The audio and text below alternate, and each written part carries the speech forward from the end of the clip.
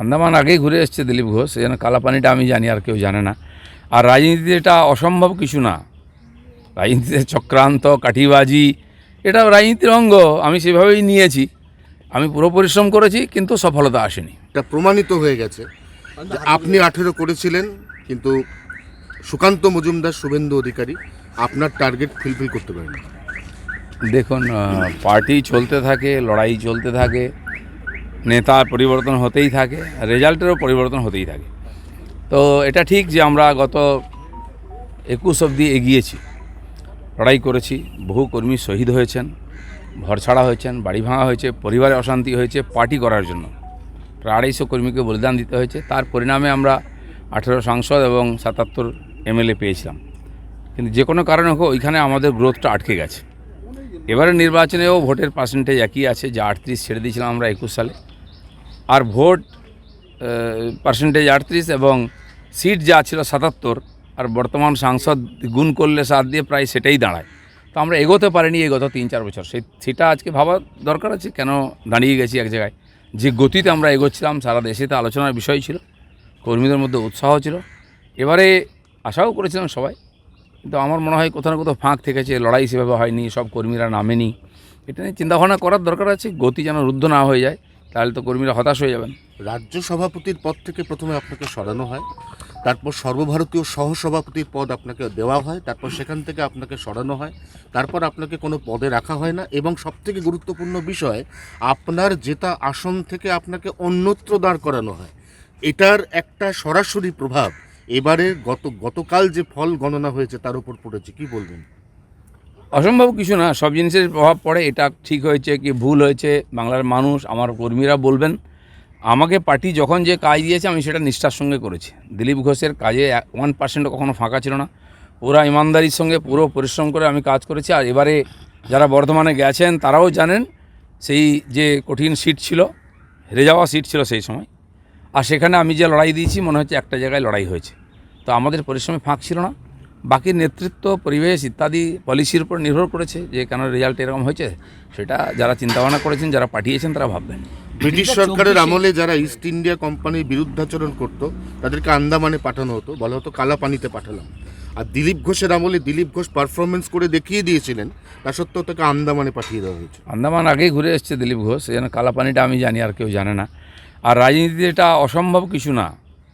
রাজনীতিতে চক্রান্ত, কাঠিবাজি, এটা রাজনীতির অঙ্গ। আমি সেভাবেই নিয়েছি। আমি পুরো পরিশ্রম করেছি, কিন্তু সফলতা আসেনি। কার কাঠিবাজি? রাজনীতিতে যা হয়, সবাই কাঠি নিয়ে ঘুরতে থাকে।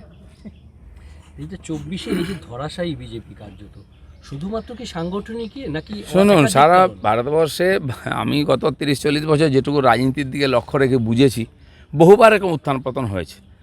রাজীব গান্ধী মৃত্যুর পরে বিজেপি ভেবেছিল যে 100টা সিট পাবো, আমরা পেয়েছিল 2টো। অটলজির মতো লোককেও হারতে হয়েছিল খুব খারাপভাবে। তারপরে গত 2004-এতে অটলজি সরকার যখন চলে যায়, এখানে মমতা ব্যানার্জির 8খানা সিট ছিল, উনি একা জিতেছিলেন, তিনি পরে ক্ষমতায় এসেছেন। তো সেই জন্য আমার কর্মী যারা কাজ করতে এসছেন, এই ঘাত প্রতিঘাত, উত্থান পতন থেকে আমাদের এগোতে হবে, জিততে হবে। হ্যাঁ, আমাদের ব্যক্তিগত রেষারেষি, ভুল বোঝাবুঝি, ভুল পলিসির জন্য এত হাজার হাজার কর্মীর পরিশ্রম যেন জল না হয়ে যায়, তাহলে পরবর্তীকালে তাদেরকে কাজে লাগানো খুব মুশকিল হয়ে যাবে।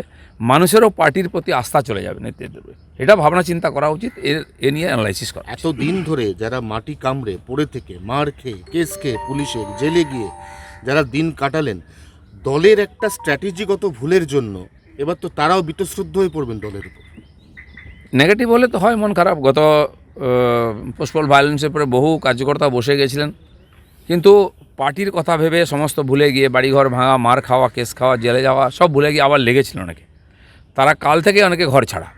বর্ধমান পার্টি অফিসে 100-এর বেশি লোক কালকে এসে গেছে, যে আবার সেরকম, কারণ তারা সেই পরিস্থিতিটার সম্মুখীন হয়েছিল, সেই ভয়টা মনের মধ্যে আছে। আমাকে দেখে তারা বেরিয়েছিল। বহু জায়গায় এরকম হয়েছে।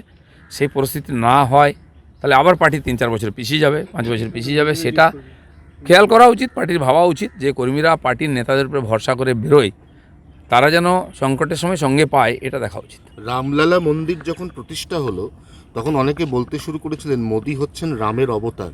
ফৈজাবাদ আসন, যেখানে রামলালা মন্দির স্থাপিত হয়েছে, 17,175 ভোটে বিজেপি হেরে গেছে। কেন এরকম হয়েছে এটা দেখা উচিত। রাম মন্দির আন্দোলন যখন শুরু হয় সেই সময়ও বিজেপি ওখানে জিততো না, সিপিআই জিতত, মিত্রসেন যাদব জিততেন। তো সেই সময় বিনয় কাটিয়ারকে নিয়ে আসে, তিনি আরএসএসের প্রচারক ছিলেন, সোজা তিনি আন্দোলনের মুখ ছিলেন, তাকে নিয়ে এসে জেতা হয়, তারপর থেকে আমরা জিতে এসেছি। কিন্তু রাম মন্দির নিয়ে এত বেশি আন্দোলন, রাম মন্দির বানিয়ে দেওয়া সব করার পরে কেন হেরেছি, আমার মনে হয় এটা একটা পৌরাণিক কারণও আছে। অযোধ্যার লোক রামকেই ছাড়েনি, সীতাকে বনবাসে পাঠিয়েছে তো মোদিকে। মমতা বন্দ্যোপাধ্যায় কালকে বার্তা দিয়েছেন নাইডু এবং নীতিশকে, আজ অভিষেক দিল্লি যাচ্ছেন। কিছুই অসম্ভব নয় রাজনীতিতে। আর নাইডু আর নীতিশবাবুর মতো পল্টুরাম যারা আছেন তাদের উপরে ভরসা করা তো বেমানি, আমরা দেখেছি ঠকতে হয়েছে। কিন্তু রাজনীতি বাধ্যবাধকতা থাকে, তারা বিজেপির সমর্থনে জিতে আসেন আর বিজেপিকে ছেড়ে অন্যের সঙ্গে হাত মেলান। সেইটা আসবে কি না সেটা পার্টির সর্বোচ্চ নেতৃত্ব দেখবেন, দেখার লোক আছে আমাদের। আর মমতা ব্যানার্জির কথায় কেউ কোনোদিন বিশ্বাস করেনি। দাদা, সন্দেশখালি নিয়ে এই রাজ্যের প্রচারের মুখ হয়েছিল, ইস্যু হয়েছিল প্রধান, সেই সন্দেশখালিতেও দেখা গেল যে সন্দেশখালির যে জায়গা সেখানেও হারতে হলো। না, সন্দেশখালী বিধানসভায় বিজেপি জিতেছে, বসিরহাট লোকসভায় বিজেপি হেরেছে। দেখুন, সন্দেশখালীর আন্দোলনটা রাজনৈতিক আন্দোলন ছিল না প্রথম। ওখানকার সাধারণ মানুষ, আদিবাসী মানুষ, মহিলাদের অত্যাচারের বিরুদ্ধে আন্দোলন ছিল। পরে বিজেপি টেক আপ করেছে, লড়াই করেছে। যে কোনো রাজনৈতিক পার্টি করেই এ ধরনের আন্দোলনকে কাজে লাগায়। আমরা চেষ্টা করেছি তাদের ন্যায় দেওয়ার, সঙ্গে দাঁড়িয়েছি। টিএমসির চাপা দেওয়ার চেষ্টা করেছে, প্রচণ্ড অত্যাচার করেছে, কালকেও অত্যাচার হয়েছে। আগামী দিনে তারা ওইখানে থাকতে পারবে কিনা, সেই মহিলারা যারা আন্দোলন করেছে, এই পরিস্থিতি আছে। এই যে একটা ঐতিহাসিক ঘটনা এবং মহিলারা আন্দোলন করে সারা দেশের সামনে উদাহরণ প্রস্তুত করেছেন, এটা তো তার জন্য তাদেরকে স্যালুট করা উচিত। বাকি আগামী দিনে কী হবে দেখা যাক। তার ফল সন্দেশখালী, হিঙ্গলগঞ্জ বিধানসভা বিজেপির বহু পুরনো গড়। 20, 30, 40 হাজার ভোট আমরা ওখানে পেতাম, যখন সারা বাংলাদেশ 10% ভোট পাইনি, 4% ভোট পেতাম। তো সেখানকার মানুষ আমাদের সঙ্গে ছিলই, আছেই, কিন্তু আরও ভালো হওয়া উচিত ছিল রেজাল্ট। সেটা হয়নি। সারা পশ্চিমবাংলা তথা ভারতবর্ষও নেগেটিভ হয়েছে। প্রমাণিত হয়ে গেছে যে আপনি 18 করেছিলেন, কিন্তু সুকান্ত মজুমদার, শুভেন্দু অধিকারী আপনার টার্গেট ফুলফিল করতে পারেন।